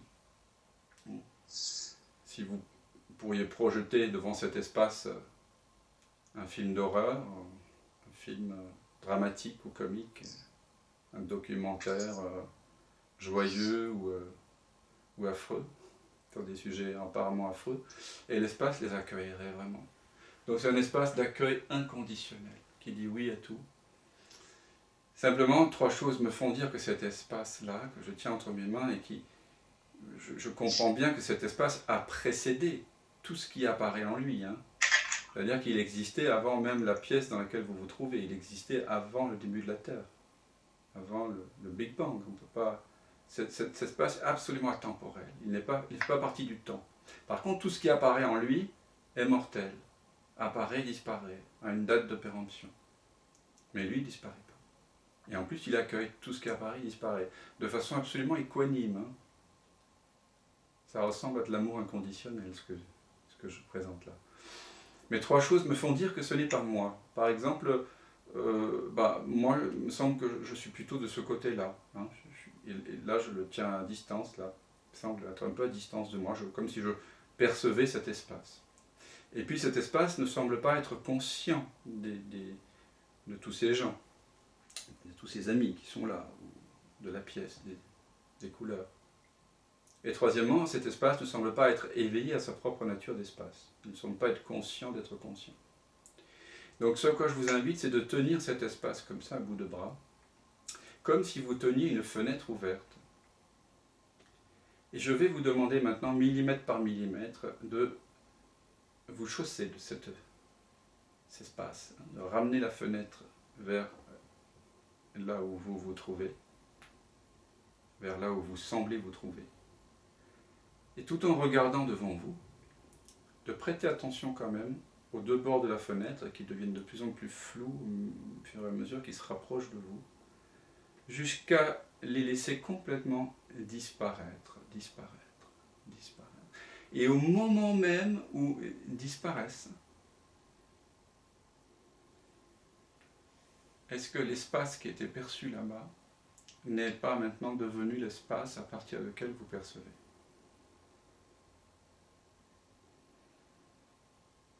Est-ce que cet espace atemporel qui était là, vous pouvez le refaire si besoin est, cet espace atemporel, lorsque vous laissez les mains disparaître tout en regardant devant vous, en ayant l'attention portée également sur l'apparition, disparition des bords de la fenêtre, au moment où ces mains disparaissent, n'est-ce pas que votre l'espace que vous perceviez est maintenant l'espace à partir duquel vous percevez. Et cet espace, maintenant, là-bas, il était inconscient. Maintenant, il est conscient. Il est éveillé à sa nature d'espace. Je suggère que cet espace vous voit comme un gant. Vraiment. Et que c'est un espace qui n'est pas créé comme ça, ex nihilo, comme on dit, comme ça, par la pratique, hein, de Douglas Harding, hein, qui est un philosophe, un chercheur spirituel et trouveur spirituel, qui a découvert sa vraie nature dans les années 40, qui a écrit un très très beau livre qui s'appelle Vivre sans tête en 59, et puis qui a inventé une voie d'accès à notre vraie nature à travers plein de très très belles expériences que je partage en séance et dans les stages, et ici sur Zoom aussi, parce que c'est une façon très simple de découvrir que à l'origine de la perception, il n'y a pas de tête, il n'y a pas de genre, il n'y a pas quelqu'un.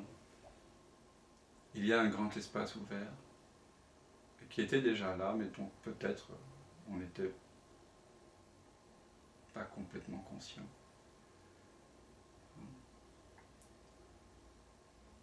Vous pouvez réaliser dans l'instant, vous pouvez laisser les mains encore disparaître, vous devez les laisser disparaître par là pour vous. Voilà. Vous voyez que ce qui perçoit de votre côté, ce n'est pas une tête et de petits yeux. Laure, Guita, Brigitte, Céline, est-ce que vous réalisez que vous percevez à partir d'un espace ouvert? Sandra, Joël, est-ce que vous réalisez, Julien, Annick, Jamie, Michel, est-ce que vous réalisez que vous percevez à partir d'une absence de tête? Il y a un grand ouvert ici, comme disait Rainer Maria Rilke, le merveilleux poète autrichien. Dans la 8e élégie de Duino, il parle de ce grand ouvert qui est là. Manifestement, il avait réalisé, en tout cas, il avait connaissance de cette ouverture. Il en parle, il dit qu'elle est aussi présente, bien sûr, chez l'enfant et chez l'animal. Et lorsque vous découvrez cet espace, tout d'un coup, lorsque les mains se dissolvent dans l'arrière-plan, vous passez d'une vision, on va dire, tunnel, conditionnée par un personnage, à une sorte de vision périphérique, ou grande ouverte. Donc il y a une sorte de défocalisation du geste visuel, qui n'est plus tout d'un coup associé à d'innombrables étiquetages. Hein, parce que c'est ça qui se passe dans le quotidien. Nous ne cessons de mettre des étiquettes sur tout ce qu'on voit. Ça se passe dans un flux incessant de pensée. Et lorsqu'on ramène comme ça les mains dans l'arrière-plan, tout d'un coup, hop, se révèle une clarté incroyable, une transparence. Vous êtes transparent là, les amis. Ce à partir de quoi vous regardez est absolument transparent. Et ça c'est le nectar que goûtent les sages. C'est de vivre à partir de là. C'est absolument impersonnel, cet espace, détaché du monde, et en même temps vous pouvez découvrir, si vous vous installez bien dans cet espace, Julien, Michel, Francis et Caroline, salut, il faut que je vous appelle d'ailleurs, pour nos projets de stage. Si vous découvrez vraiment cet espace ici, vous pouvez réaliser qu'entre vous, en tant que cet espace que vous êtes maintenant, que vous vous sentez être, je vis à partir de cet espace-là. La voix, elle arrive au sein de cet espace. L'espace était là avant. Et cet espace est atemporel et impersonnel. Donc, plus vous vous installez dans cet espace, plus il devient évident que les visages que vous avez là devant vous, si vous avez la galerie ou le mien, tous ces visages d'amis apparaissent en réalité à 0 cm de cet espace. Et ça, c'est vraiment... Et toutes les couleurs, en fait, tout. C'est comme s'il y avait ici, comme si vous viviez, en fait, à 10 cm derrière la tête, comme disait Jean Klein.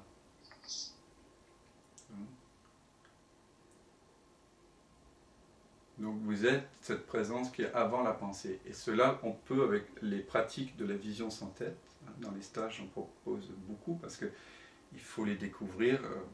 Comme disait Pravina tout à l'heure, j'ai des difficultés à être dans la présence. En gros, c'est ça qu'elle disait, lorsque je parle, ou lorsqu'il y a les autres, ou lorsqu'il y a une conversation.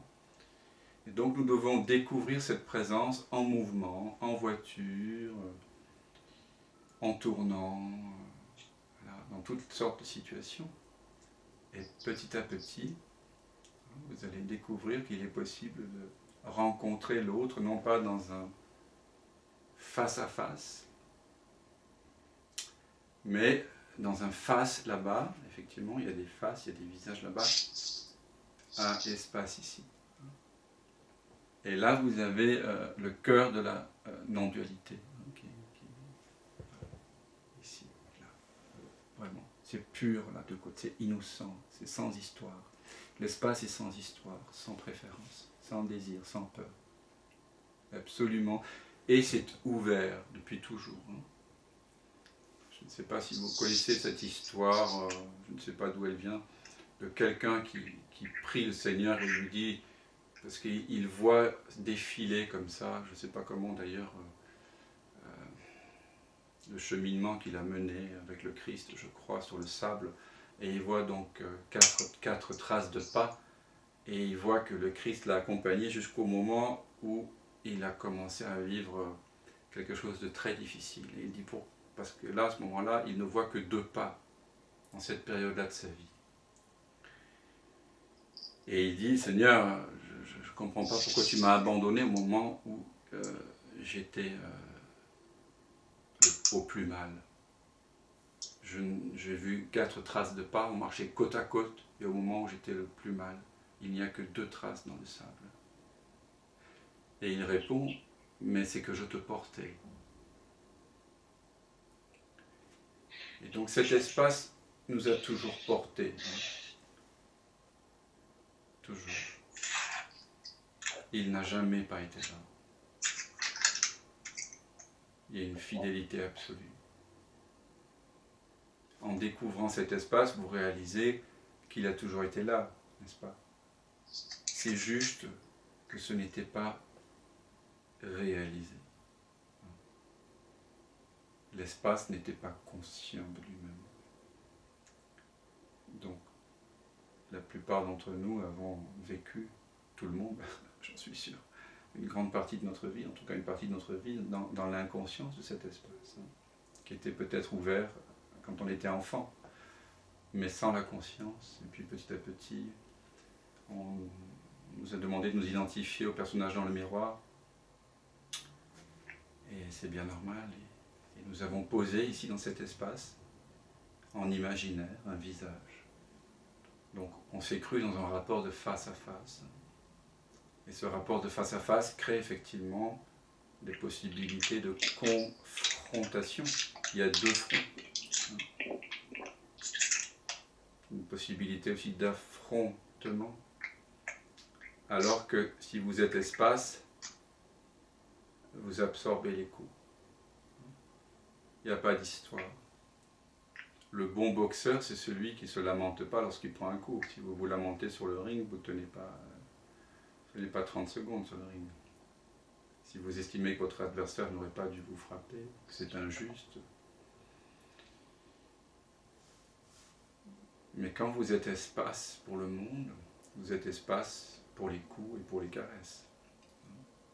On peut vous cracher au visage, on peut vous humilier, vous violer le corps. Ça peut laisser des traces dans le corps, peut-être, dans la psyché. Mais l'espace, lui, est absolument innocent. Il ne peut pas être blessé, violé, insulté, battu. Et c'est ça la bonne nouvelle. Alors il ne s'agit pas de refluer dans cet espace pour refuser de sentir la souffrance. Ce serait là une espèce de subterfuge. Voilà. Ce serait de la spiritualité de pacotille. Si on recherche à créer de la distance avec cet espace, on se fourvoie. Au contraire, quand on découvre cet espace, on découvre une intimité. je suis en intimité et je vis à 0 distance. Il n'y a pas de distance entre cet espace et vous. Ou moi apparaissant, parce que j'apparais, Dan, disons, apparaît là-bas, je vois sa tête, au même titre que Corinne, Pierre-Olivier, Mahmed, Florence, Michel. Le visage de Dan apparaît toujours là-bas, et le vôtre aussi. Odile, ton visage apparaît là-bas. Voilà. Liu aussi. Voilà.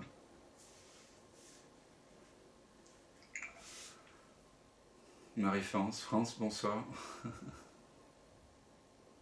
Tu es nouvelle ici? C'est la première fois? Bienvenue alors, à toi. Je vois des visages nouveaux. Je ne prends pas toujours le temps de regarder tout le monde. Mais... alors, est-ce que... voilà la proposition. Salut Sandrine. Voilà la proposition, c'est de vivre à partir de cet espace, en fait. C'est tout simple. Est-ce qu'il y a une dernière question? Sinon...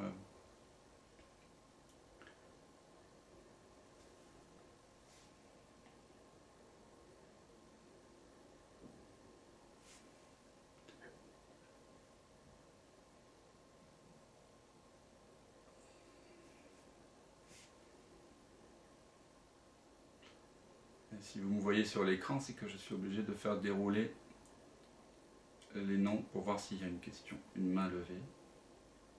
Voilà. Eh bien écoutez, mes amis,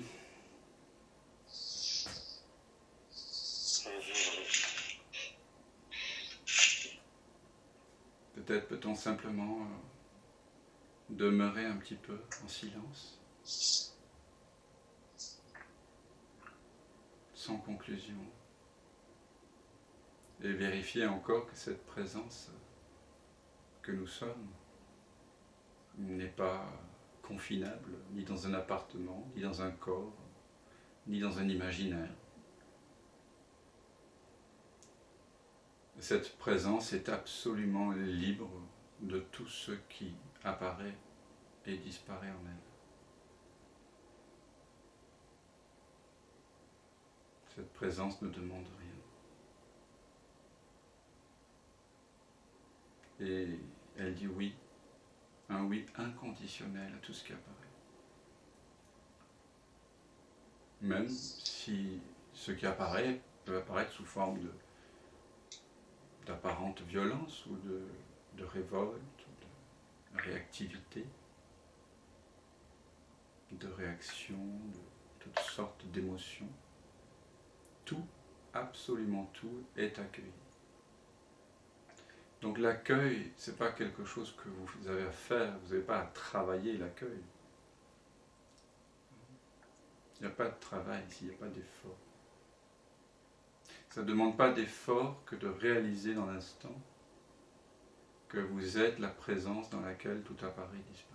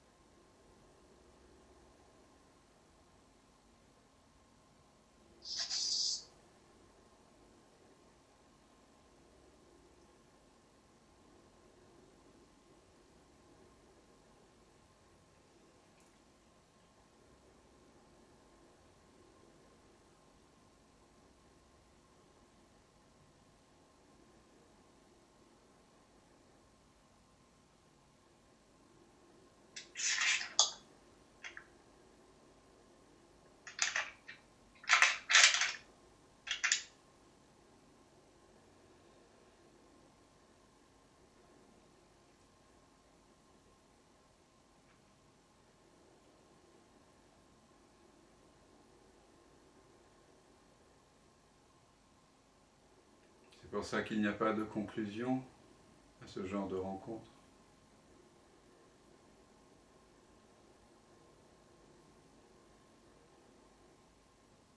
Il n'y a rien à retenir, rien à en faire.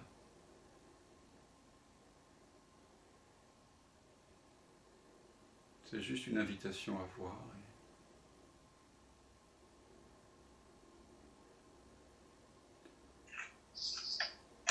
Alors je rappelle pour ceux qui seraient intéressés que donc je vais être avec mon ami Michel Divita, qui est ici ce soir et qui est aussi sur Facebook. On sera au domaine de Marseille mercredi prochain pour un satsang donc en live qui sera également sur Zoom, donc le 15 juillet. Il me semble que c'est mercredi prochain, je vérifie. Oui, c'est ça. Près de Carcassonne. Et puis il y aura certainement d'autres soirées Zoom. Vous recevrez les notifications par SMS. Je vous signale également qu'un stage est prévu à Paris, chez moi. Donc pour ceux qui sont intéressés, contactez-moi, il reste quelques places.